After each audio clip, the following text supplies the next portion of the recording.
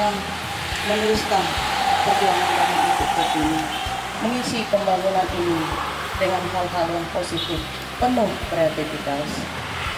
Dan ini meneruskan amanat dari Bapak Kepala Kantor bahwa kita tetap disiplin. Kita seperti biasa apel itu setiap hari Senin dan Kamis ya, hanya 2 kali seminggu kita taati aturan itu. Kemudian terhadap pelayanan terutama loket ya, terapkanlah 5S. Kemudian untuk memprioritaskan para lansia dan ibu hamil.